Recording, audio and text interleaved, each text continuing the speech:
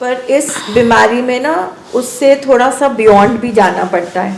मतलब I am not saying I am 100% right, but as a family counsellor I have worked with families from all state of life, rich, poor, medical, non-medical, judges, teachers, all kind of families.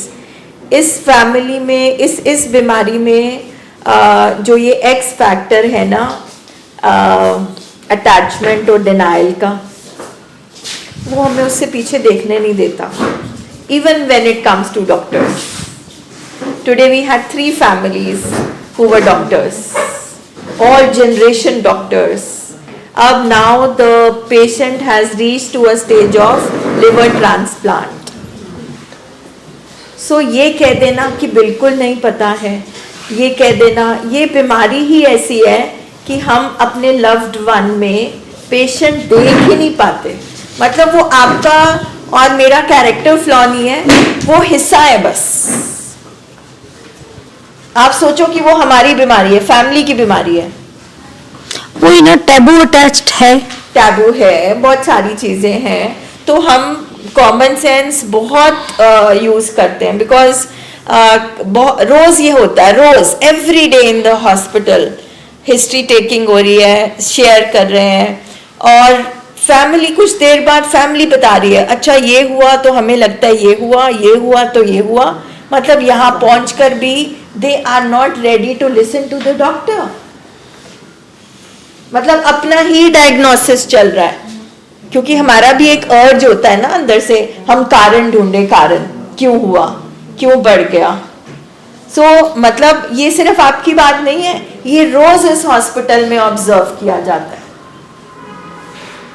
In every day in the hospital ultimately families telling, अच्छा ये symptom, ये तो ये हुआ था ना, इसकी वजह से हो गया, वो ना घर में डेथ हो गई थी, इसकी वजह से हो गया.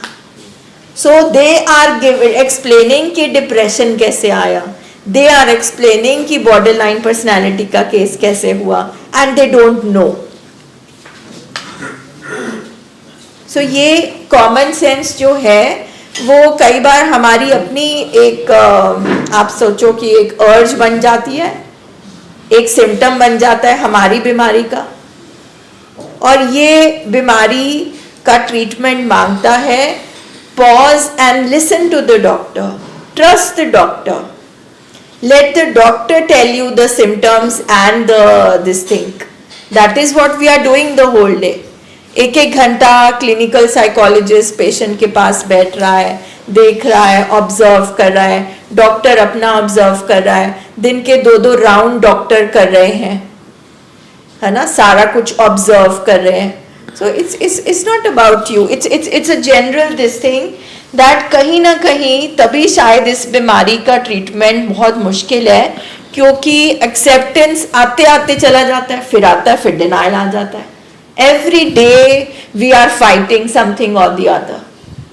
और अल्टीमेटली जो नतीजा निकलता है कि हम अपनी कॉमन सेंस लगाते हैं कि इसकी वजह से हो गया, अब ये करके देख लो, अब ये करके देख लो, और हम ट्रीटमेंट में लेट पहुंचते हैं. But you are right, awareness नहीं है, अवेयरनेस नहीं है, और एक्सेप्टेंस भी नहीं है. अगर है भी तो एक्सेप्टेंस नहीं है कि फलाना पर्सन के साथ एडिक्शन और मेंटल हेल्थ इश्यू हो सकता है, मेरे हस्बैंड और मेरे घर वाले के साथ नहीं हो सकता.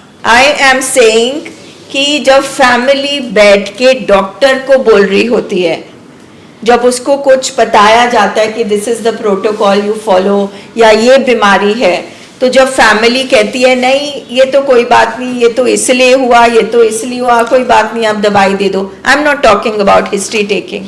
History taking is 100%. वैसे भी कहा जाता है कि डॉक्टर से और लॉयर से कुछ भी छुपाना नहीं चाहिए. इस फील्ड में हिस्ट्री इसलिए भी नहीं बताते क्योंकि इस बीमारी में जो चीज़ें होती हैं, जो लक्षण होता है, शेम आ जाती है. मान लीजिए किसी को बताना है, हाँ पेशेंट को तो याद नहीं रहते, पर जब फैमिली भी क्या करती है कि वो कहते हैं कि कैसे बताएं, ये तो एक शेम वाली बात है ना. सो इस फील्ड में हम यही कर रहे हैं कि एक कॉमन सेंस आ जाती है, एक कई बार डिनाइल और अटैचमेंट आ जाती है. तीसरा, जब हिस्ट्री टेकिंग होती है तो इस बीमारी में क्या होता है, मार कुटाई. अब एक वाइफ को ये बताना सबके सामने या डॉक्टर के सामने भी कि भाई मेरा हस्बैंड मारता है, या माँ का कुछ बोलना है ना कि केस चल रहा है। हमारे तो यही होता है ना हिस्ट्री टेकिंग में कि हमें पता लगे कि क्या एग्रेशन तो नहीं है। So there are lot of obstacles. तो ये सारी चीज़ें इस प्लेटफॉर्म में डिस्कस करनी ज़रूरी है कि जब आपसे पूछा जाता है तो कई बार फैमिली इतना डर जाती है जैसे वो पुलिस स्टेशन में हम रिपोर्ट लिख रहे हैं और हम केस कर देंगे।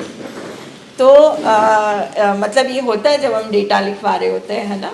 तो but this is important because इससे पता चलेगा ब्रेन का इलाज हो रहा है ना, तो थॉट कैसे आते हैं उसके, हरकतें कैसी हैं उसके, बिहेवियर कैसे हैं। साइकेट्रिस्ट तो यही पूछेगा, साइकोलॉजिस्ट भी यही पूछेगा। बट ये जब ये सब चीज़ें आ जाती हैं तो ट्रीटमेंट कई बार डायग्नोसिस गलत भी हो जाता है। काफ़ी बार हमने सर को देखा है कि कई चीज़ें 1-2 महीने बाद अगर फैमिली करती है तो sir has to change the entire medicine course कि ये इशू है तो हमें तो ये मेडिसिन देनी पड़ेगी, है ना। सो दैट इज़ वाई इन सब चीज़ों में इसीलिए फैमिली को समझाया जाता है कि ये भी शारीरिक बीमारी है, साइंस। तो जो हम आपसे क्वेश्चन पूछ रहे हैं वो हमारे डायग्नोसिस के लिए, प्रोग्नोसिस के लिए, ट्रीटमेंट प्लान के लिए इम्पॉर्टेंट है। That is that.